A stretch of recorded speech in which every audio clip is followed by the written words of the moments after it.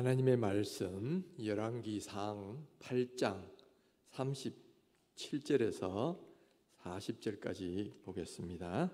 만일 이 땅에 기근이나 전염병이 있거나 곡식이 시들거나 깐뿌기가 나거나 메뚜기나 황충이 나거나 적국이 와서 성읍을 에워싸거나 무슨 재앙이나 무슨 질병이 있든지 막론하고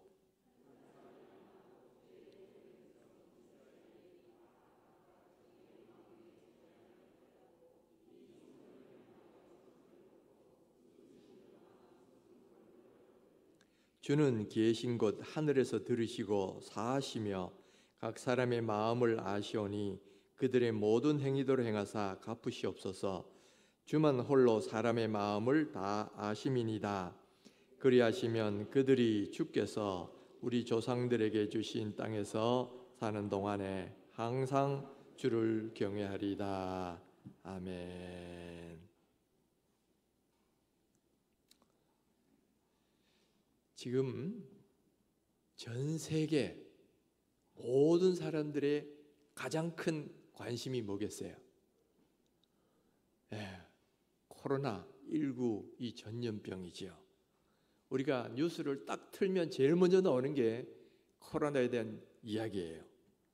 또 우리 사회에서 제일 관심을 갖는 것도 이 코로나 전염병과 관계되는 그런 문제에 제일 관심이 있습니다. 그것도 그럴 수밖에 없는 것이 이 코로나19 바이러스라는 것이 오늘 우리 사회에 너무나 큰 영향을 주고 있기 때문에 그렇습니다. 6개월 전에 우한에서 무슨 전염병이 났다 이럴 때에도 그 나라에서 그런 병이 있겠지 이런 정도로 생각했었잖아요. 그런데 이 전염병이 얼마나 전염력이 강한지 불과 6개월도 안 되는 사이에 지금 어제 물어보니까 전 세계에서 1100만 명의 확진자가 생겼고요. 또 53만여 명이 사망을 했습니다. 그리고 지금도 매일마다 20만 명 이상이 새롭게 확진자가 나오고 있다는 거예요. 이거는 선진국이라고 예외가 아니고 오히려 미국 같은 나라가 제일 확진자가 많이 나오고 있죠. 그러다 보니까 이 코로나 전염병이 우리 사회에 지금 엄청난 영향을 주고 있어요. 경제는 어려운 건 말할 것도 없고요. 생활 양식이 완전히 뒤바꿔져 있습니다. 전에는 사람들 만나가 자유롭게 대화도 하고 피부 스킨십도 하고 이랬는데 이제는 혹시라도 전염되면 올까 이런 두려움 때문에 사람들과 만나는 것도 꺼려하게 되고 또 사람들과 접촉을 피하려고 하고 있어요. 안 그래도 현대사회가 개인주의화되고 있는데 이제는 그것마저도 대면 접촉도 아니라 비대면 접촉으로 해서 점점 고립되어가는 그런 사회로 가고 있는 거지요. 이런 삶의 양식이 오늘 우리 신앙생활에까지 영향을 미쳐가지고 오늘 우리가 어떤 각종 모임을 다 그냥 취소하면 돼요. 예배만 겨우 드리고 있는데 그것도 절반 정도는 온라인으로 드리고 절반만 나와서 지금 이렇게 예배하고 있는 그런 상황에 있지요. 우리는 정말 고통스러운 이 코로나 시대를 살고 있습니다. 그리고 이 코로나가 언제 종식이 될는지 알 수가 없어요. 그것도 가장 베스트 시나리오에서 앞으로 1년간은 더 간다. 이 암울한 현실 앞에서 이제 우리는 코로나와 더불어 살아가야 되는 그런 어떤 처신술을 배워야 되는 그런 때지요. 자, 이런 상황 속에서 우리가 질문을 해볼 필요가 있어요. 왜 어떻게 우리 그리스도인들은 이런 상황에 대처해야 될까? 그런데 이 질문에 답을 하려면요, 또 두 가지 질문이 우리가 물어야 됩니다.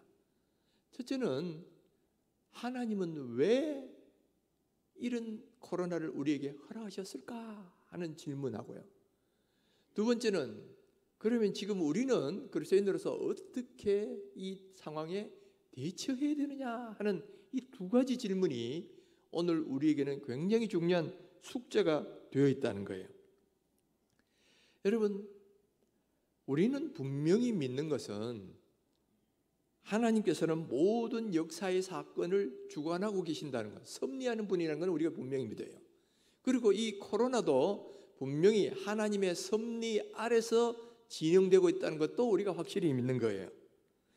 그러면 그 다음 질문이 이거죠. 하나님은 왜 이 코로나를 우리에게 허락하셨을까? 사실 이 질문은, 왜라는 질문은 너무나 어려운 질문이에요. 왜냐하면 인간이 조그만 머리로, 조그만 지혜로 걸어가신 하나님의 뜻을 정확하게 안다는 것은 사실상 참 어려운 일이기 때문에 그렇습니다. 그러니까 어떤 분들은 왜라는 질문하지 말자, 우리가 그것을 하나님 뜻을 어떻게 아느냐, 그러니까 이제부터는 왜라는 질문하지 말고 무엇을 할 건가, 이것만 우리가 이야기하자, 이렇게 말하시는 분들도 계셔요. 저도 그래서 이 설교를 준비하면서 여러 권의 책도 읽고 여러분들의 글도 읽어봤어요. 사람마다 의견이 제각기 달라요. 그런데 그 중에 어떤 분들은 바로 그렇게 말씀하시는 분들이 있어요. 하나님의 뜻을 정확히 안다는 건 우리가 어려운 일이니까 그런 것은 우리가 신경 쓰지 말고 그냥 우리가 어떻게 살아야 되는지만, 우리가 그리스도인으로 어떻게 살아야지만 우리가 이야기하자 하는 거예요. 그래서 그분들이 제시하는 건 뭐냐면은 어려움 당한 사람과 함께 눈물을 흘려주고, 또 그 다음에 또 그들을 위해 기도해주고, 또 앞장서서 우리가 사랑을 실천하는 길이 있으면 그것을 실천하는 일을 하자, 그렇게 말을 하고 있어요. 실제로 제가 역사책을 읽어보더라도 종교개혁 시대의 종교개혁자들 때도 전염병이 돌았습니다. 그래서 많은 사람들이 믿는 사람이든 안 믿는 사람들은 이 전염병으로 죽어가고 있을 때예요. 그러니까 종교개혁자들마다 우리는 이 전염병을 어떻게 대처해야 되느냐, 이거 가지고 많은 글들을 썼어요.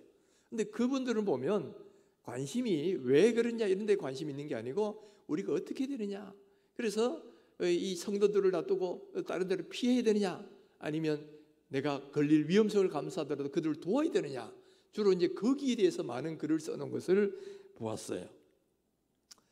여러분, 우리가 사실은 왜라는 질문을 한다는 것은 자칫하면 하나님의 뜻을 오해할 수도 있고, 또 자칫하면 교만의 죄를 범하기도 쉽기 때문에 정말 조심해야 된다는 것은 분명합니다. 그러나 이 질문에 대한 정확한 답이 없다면 또한 우리가 이 사태에 어떻게 그리스도인이 대처해야 되느냐에 대한 정확한 답을 얻을 수도 없다는 것은 분명해요.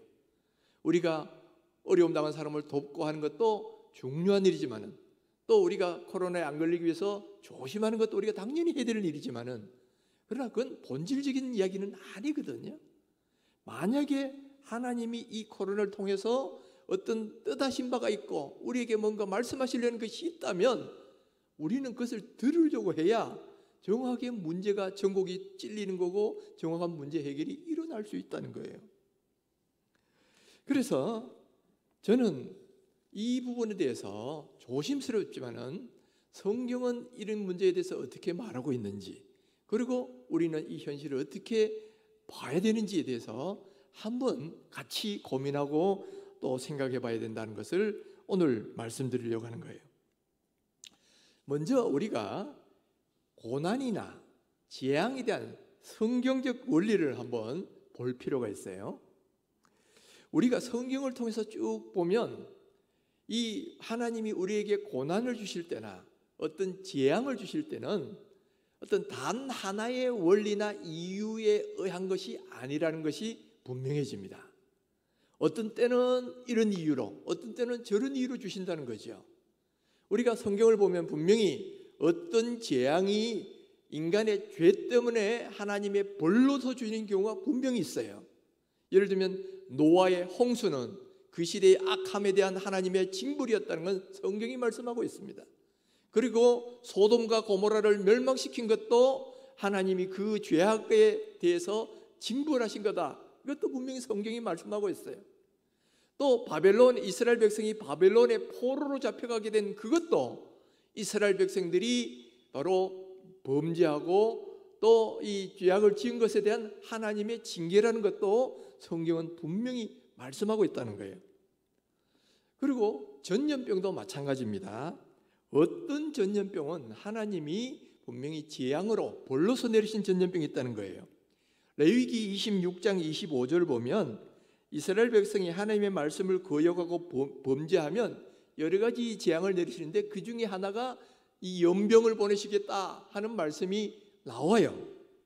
그리고 실제로도 보면 역사에서도 이스라엘 백성 가운데서 출애굽한 이스라엘 백성이 광야에 와서 다단과 고라와 이런 아비람 같은 사람이 연합해 가지고 모세에 대해서 반기를 일으켰어요. 그랬을 때 하나님이 그 반기를 일으키는 그 무리들에게 일부는 이렇게 땅이 갈라서 그들을 삼키게 하셨지만 또 다른 백성들에게는 연병이 일어나서 그 자리에서 14,700명이 죽었다고 되어 있습니다. 또 그 뒤에 이스라엘 백성이 모압 여인들과 음행을 하고 우상에게 절을 하니까 또다시 연병이 일어나서 24,000명이 죽임을 당했어요. 그리고 다윗 시대에도 다윗이 하나님의 뜻을 거스리고 인구 조사를 했더니만 3일 동안에 7만 명이 전염병으로 죽었다고 되어 있습니다. 그리고 성경은 분명히 이 모든 것은 죄악에 대한 하나님의 징계로 내리셨다는 것을 말씀을 하고 있어요. 그러나 성경은 모든 고난과 모든 재앙이 다 하나님의 징계라고 보지는 그렇게 말씀하지는 않아요. 예를 들면 아브라함 시대에 기근이 들었습니다. 그런데 하나님은 그것이 죄 때문이라고 말씀하지 않으셨어요.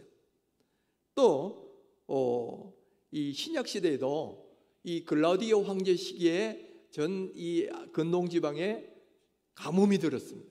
그래서 예루살렘에 있는 예루살렘 성도들도 많은 고난을 당했어요. 그랬을 때 하나님은 그것을 죄 때문이다 이렇게 말씀하지는 않으셨어요. 그리고 여러분 모든 고난이 죄 때문이 아니라는 것은 욥기서가 분명하게 말해줍니다. 우리가 잘 알다시피 욥은 누구보다도 많은 고난을 당했어요. 그 수많은 재산들이 하루아침에 다 없어지고 또 10명이나 되는 자녀들이 하루아침에 다 목숨을 잃게 되고 또 그리고 자기 몸에는 엄청난 병이 들어가지고 고난을 받게 되는 이런 상황이 되지요. 그러니까 욥의 세 친구들이 그를 위로하려고 왔던데 그러면서 하는 말이 그것은 다 너 죄 때문이다 라고 이렇게 지적을 하니까 욥에게는 더 큰 고통이 되어버렸어요. 근데 성경은 그것이 욥의 죄 때문이 아니라 하나님이 그의 믿음을 테스트하기 위해서 주신 허락하신 것이었다는 것을 성경 전체가 말씀을 하고 있단 말이에요. 그리고 전염병의 경우도 그런 경우 있어요. 시편 91편 3절에 보면 이는 그가 너를 새 사냥꾼의 올무에서와 심한 전염병에서 건지실 것이므로다 이렇게 말씀하는 장면이 나오는데 이것은 문맥적으로 보면 이 전염병이 죄 때문에 온 것이 아니라 일반적인 이유에서 온 것이라고 우리가 그런 것을 시사하였다고 우리가 해석을 할 수가 있다는 거예요. 그러니까 고난이나 재앙에 대한 일반적인 성경적 원리는 뭐냐면 모든 것이 단 하나의 원인에서 설명되는 것이 아니더라는 거예요. 어떤 경우는 죄 때문에 온 것도 분명히 있어요. 어떤 경우는 죄와 무관하게 그냥 일반적인 이유로 온 것도 있어요. 그러니까 케이스 바이 케이스다는 거예요. 그래서 우리가 함부로 이것을 일반화시켜서 말을 할 때는 엄청난 잘못을 저지를 수가 있다는 거예요. 마치 욥의 세 친구처럼 우리도 그런 잘못을 저지를 수가 있다는 거죠. 우리가 이것을 염두에 두고 이 문제를 접근을 해야 된다는 거예요. 자, 그렇다면 지금 우리가 당면하고 있는 이 코로나는 과연 어떤 것일까? 이 코로나는 우리의 죄 때문에 하나님이 내리신 것일까? 아니면 그냥 일반적인 자연현상에 의해서 그냥 일어난 것일까? 우리가 이 성경이 이걸 직접 말하고 있지 않기 때문에 정말 조심해서 말할 수밖에 없죠. 저도 사실 이것 때문에 많은 기도를 하고 또 그리고 우리 성경적 원리를 가지고 또 책도 많이 읽었어요. 근데 우리 인간은 정확하게 분명히 이것을 하나님 뜻을 알 수 없다는 건 분명해요. 그러나 그렇다고 알 수 없기 때문에 알 수 없는 것에서는 말하지 말아야 된다. 그리고 모든 관심을 끊자. 이렇게 취해야 될 것이냐? 어떤 분들은 그렇게 말씀하셔요. 모르는 것은 침묵해야 된다.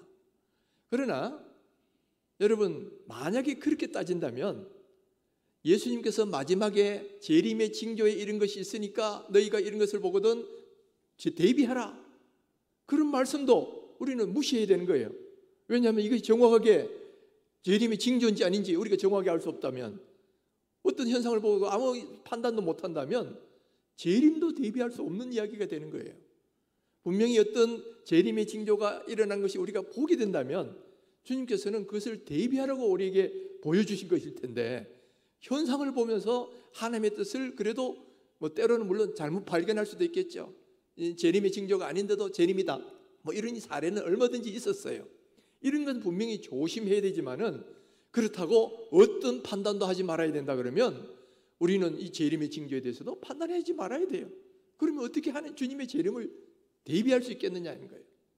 주께서 그런 이야기를 하셨을 때는 이것을 보고 깨달으라, 대비하라는 경고의 메시지가 분명히 그 안에 들어있다는 거예요.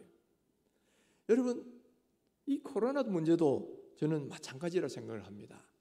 만약에 하나님이 이것에 대해서 우리 인간의 어떤 경고나 채찍의 의미가 들어있다면 우리는 그것을 정확하게 파악하고 거기에 맞게 대응을 해야 이 문제가 해결이 되는 거지.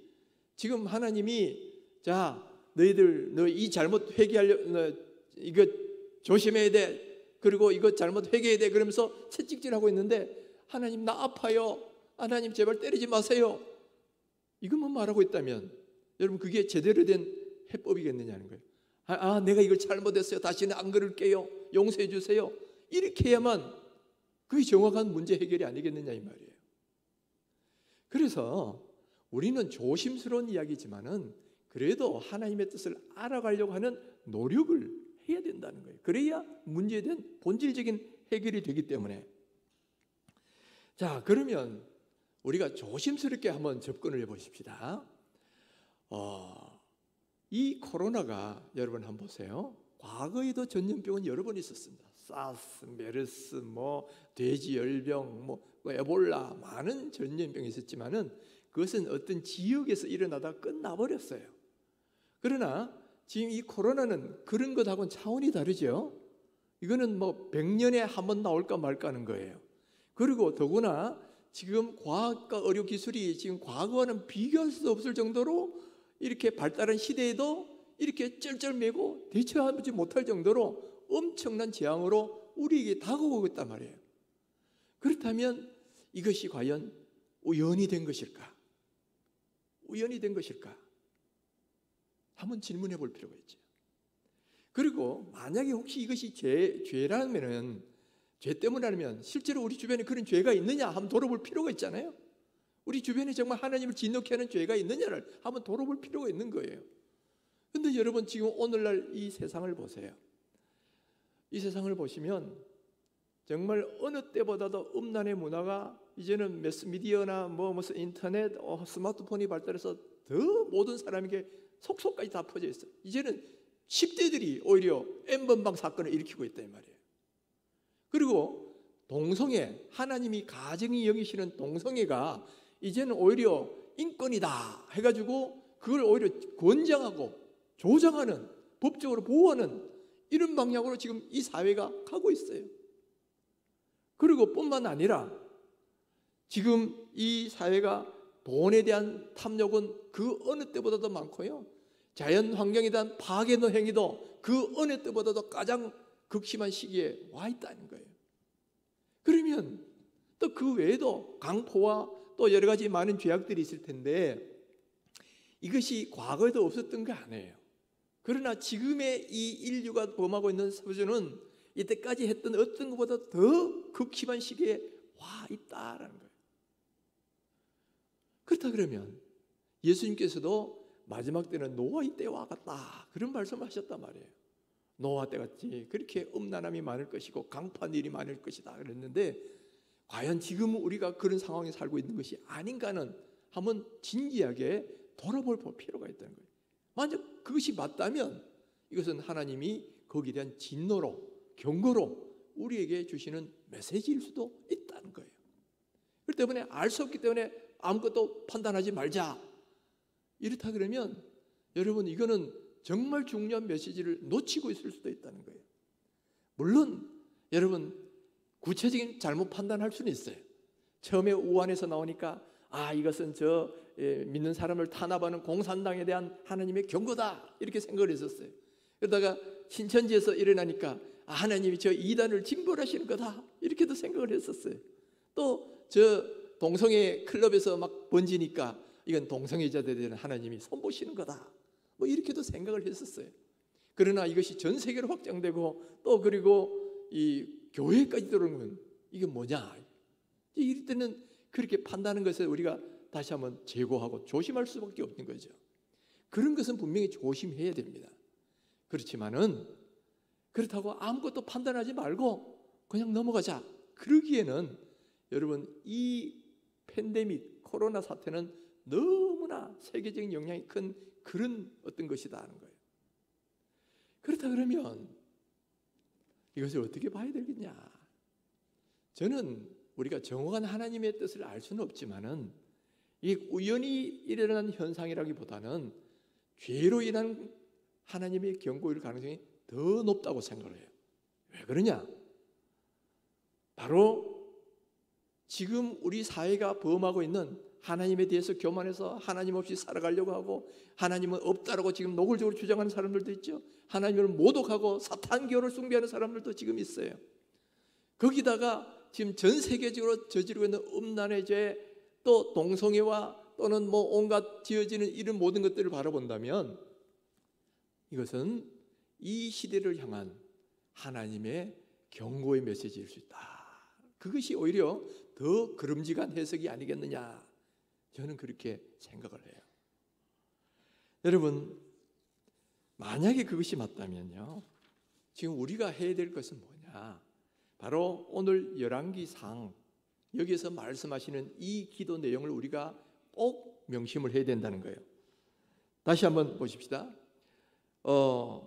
만일 이 땅에 기근이나 전염병이 있거나 곡식이 시들거나 깐부기가 나거나 메뚜기거나 황충이 나거나 적국이어서 성읍을 에워싸거나 무슨 재앙이나 무슨 질병이 있든지 막론하고 한 사람이나 혹 주의 온 백성 이스라엘이 다 각각 자기의 마음의 재앙을 깨닫고 이 성전을 향하여 손을 펴고 무슨 기도나 무슨 간구를 하거든 주는 계신 곳 하늘에서 들으시고 사하시며 각 사람의 마음을 아시오니 그들의 모든 행위대로 행하사 갚으시옵소서.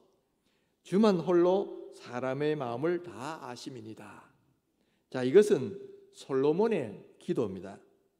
솔로몬이 성전을 완성하고 난 뒤에 하나님, 이후에 우리가 만약에 범죄하여 이렇게 기근이나 전염병이나 곡식이나 뭐 황충이나 또 이런 적국이 에워싸거나 이런 일이 있을 때 우리가 이 성전을 향하여 손을 펴고 기도하면 주님 용서해 주시고 우리를 이걸 고쳐달라고, 우리를 보호해달라고 하는 그런 기도 내용이다 하는 거예요.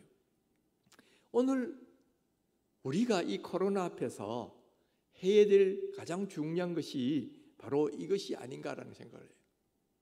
여러분, 물론 우리가 코로나 안 걸리기 위해서 방역도 철저히 하고 이런 거 다 하셔야 됩니다.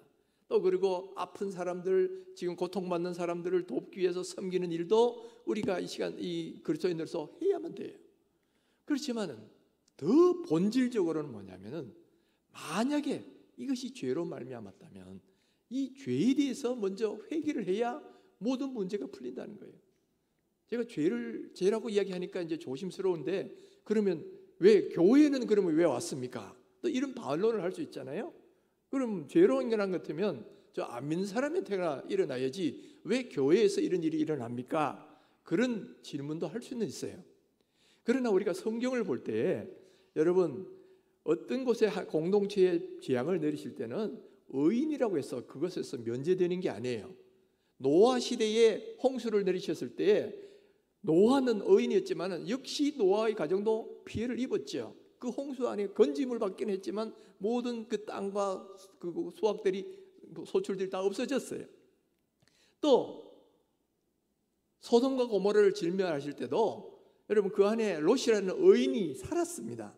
그렇지만은 그 공동체의 재앙을 내릴 때에 그 의인 롯이라고 해서 그 재앙을 피하느냐? 그 개인은 피할 수 있었지만은, 여러분 목숨은 건졌지만은 모든 재산이나 이런 건 다 똑같이 어려움을 당했잖아요.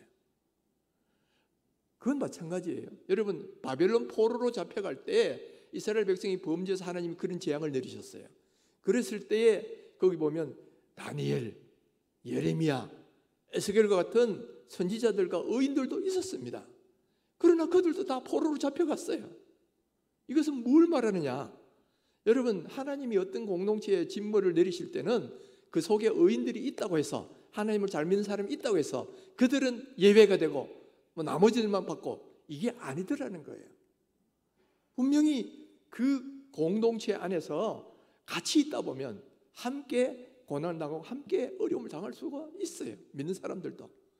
지금 오늘날 우리가 한국교회가 이런 어려움이 있다면, 이것은 거대한 하나님의 그 맥락 속에서 우리도 이렇게 같이 또 어려움을 당하는 그런 경우라고 우리가 볼 수가 있단 말이에요.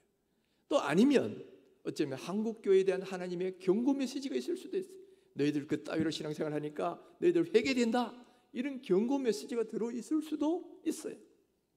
그러니까 지금 여러분 우리가 이 시점에서 가장 심혈을 기울여서 해야 될 일이 뭐냐면은, 오늘 솔로몬이 기도한 것처럼 이 성전을 향하여 손을 들고 하나님 우리 죄를 용서해 달라고 기도를 해야 된다는 거예요. 여러분 이 기도는 꼭 코로나가 죄 때문이 아니더라도 똑같이 해야 됩니다. 왜 그러냐?